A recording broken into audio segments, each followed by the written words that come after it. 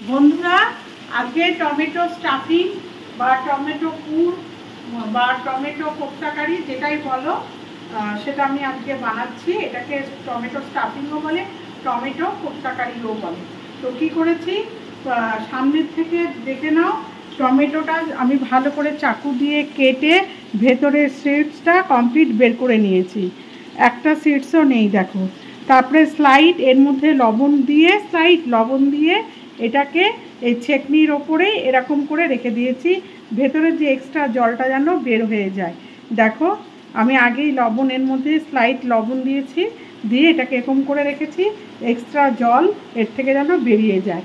এটা হলো tomato stuffing বা টমেটো কোপ্তাকারি। তো আমি এখানে করতে কি কি লাগবে দেখো। পনির ম্যাশড করে নিয়েছি, তোমরা ছানা দিয়েও করতে পারো। পনির ম্যাশড করে নিয়েছি, এর মধ্যে একটু লবণ, একটু লঙ্কার কুচি, একটু পেঁয়াজ কুচি দিয়েছি। এটা হলো পুর স্টাফিং আর কি। আর এই মশলাটার মধ্যে আছে আদা, পেঁয়াজ, রসুন, লঙ্কা। আদা, পেঁয়াজ, রসুন, লঙ্কা আর টমেটো। আদা, পেঁয়াজ, রসুন, লঙ্কা, টমেটো, হ্যাঁ, দিয়ে এটাকে মশলা করেছি। আর আছে যে ধনেপাতা কুচি, পেঁয়াজ কুচি, শুকনো লঙ্কা ফোড়নের জন্য, আর কাঁচা লঙ্কা এক্সট্রা আমি দিয়ে দেব। ঠিক আছে, এটা যে ঝাল খায় সে দোলে খাবে, আর যে খায় না সেটা স্কিপ করে দিবে। আর এর মধ্যে আমি দেব হিং ফোড়ন, আর একটু বিট নুন, একটু গরম মশলা গুঁড়ো, আর একটু তোমার গোলমরিচের গুঁড়ো। তো দেখা যাক, আমি সর্ষে তেল কড়াইয়ে দিয়ে দিয়েছি। দেখো, দেওয়ার পর এই যে শুকনো লঙ্কাটা ফোড়ন দিয়ে দিলাম। ঠিক আছে, শুকনো লঙ্কা ফোড়ন দেওয়ার পর আমি এখন কি দিব এখন জিরে ফোড়নও দিতে পারো, পাঁচ ফোড়নও দিতে পারো। আমি জিরে ফোড়নটাই দিয়ে দিচ্ছি। সামনের থেকে দেখিয়ে দাও, সামনে থেকে দেখাও। আর এই যে দিলাম, এই যে হিং সবসময় অল্পই দেবে, কিন্তু আমি হিং অল্প দিতে বলি, কারণ বেশি দিলে তেতো হয়ে যায়। ঠিক আছে, এবার আমি এই সম্পূর্ণ মশলাটা এই যে দিয়ে দেব। সম্পূর্ণ মশলাটা দিয়ে দিলাম, পেঁয়াজ, আদা, রসুন, লঙ্কা আর টমেটো বাটাটা দিয়ে দিলাম। দেওয়ার পর এর মধ্যে আমার করবে হলো হলুদ গুঁড়ো, কারণ মশলাটা কষবো তো। তারপরে হলো ধনিয়া গুঁড়ো, তারপরে হলো জিরে গুঁড়ো। ঠিক আছে, স্লাইড কাশ্মীরি লঙ্কার গুঁড়ো দিতে পারো কালার আনার জন্যে, আবার স্কিপও করতে পারো। শুকনো লঙ্কা গুঁড়োও দিতে পারো, কাশ্মীরি লঙ্কা গুঁড়ো না থাকে, জাস্ট কালারটা আনার জন্যে, তাছাড়া আর কিছুই না। এই মশলাটাকে ভালো করে এখন কষতে থাকবো, এখানে কষতে থাকো। কষার পর আমি স্টাফিংটা ঢুকিয়ে দিই তোমাদের সামনে, বন্ধুরা দেখে নাও সামনে। এরকম এটা ভালো করে মেখে নিলাম। এর মধ্যে যে তোমার পেঁয়াজ কুচি, লঙ্কা কুচি আর স্লাইড লবণ দিয়ে দিচ্ছি, দিয়ে এটাকে ভালো করে মিক্সড করে নিলাম, মেখে নিলাম। এটা কিন্তু আমি তোমার নেড়ে নেব না, কাজেই এটাকে ভালো করে জল ঝরিয়ে নেবে, চিপে নিয়ে ছাঁকনিতে রেখে দেবে। ছাঁকনিতে আমি রেখে দিয়েছিলাম, দেখতে পাচ্ছ সাদা সাদা এই যে পনিরের অংশগুলোই কিন্তু লেগে আছে।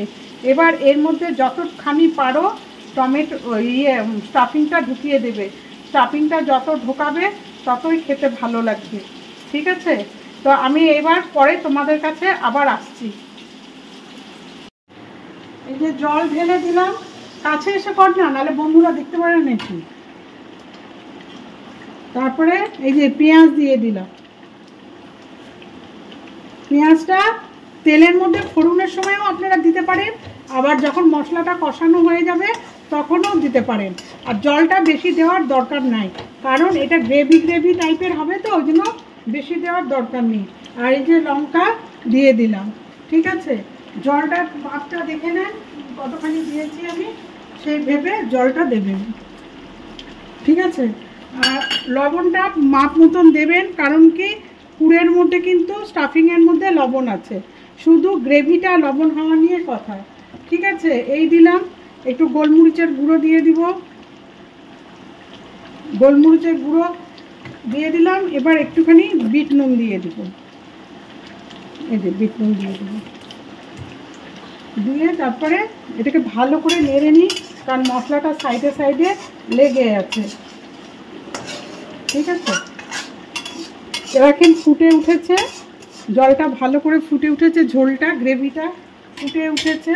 এখন আমি কি করব, টমেটোটা আস্তে আস্তে করে দিয়ে দেব।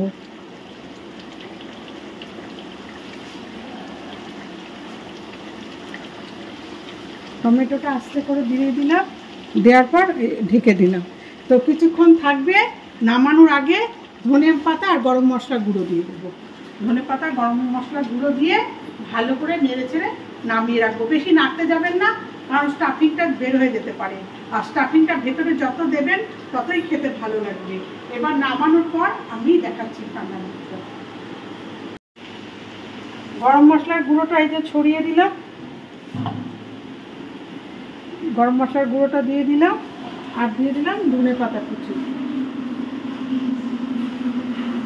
ধনে পাতা কুচি এখন আমি নামাবো।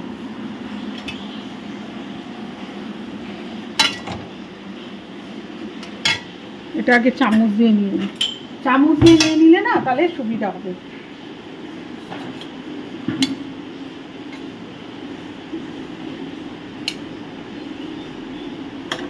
চামচ দিয়ে নিয়ে নিলাম।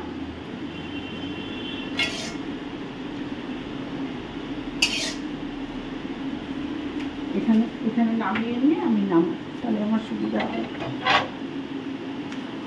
নালে আমার লাগছে।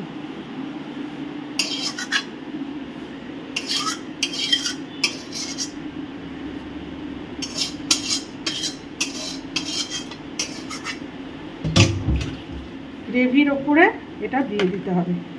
দাঁড়াও আমি ফাইনাল দেখাচ্ছি কীরকম করে। এটা হলো ফাইনাল লুক।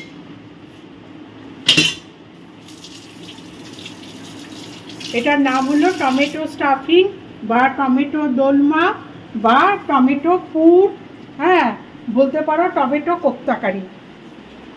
দেখো রেসিপিটা দেখে নাও, তোমরা এইভাবে রেসিপিটা করো, দেখতেও যেমন সুন্দর, খেতেও তেমন টেস্টি হবে। আর খাওয়ার সময় দরকার পড়লে তুমি গ্রেভিটা ওপর দিয়েও ছড়িয়ে নিতে পারো, কিন্তু নামাবে যখন, সাজাবে যখন, তখন এরকমই করো।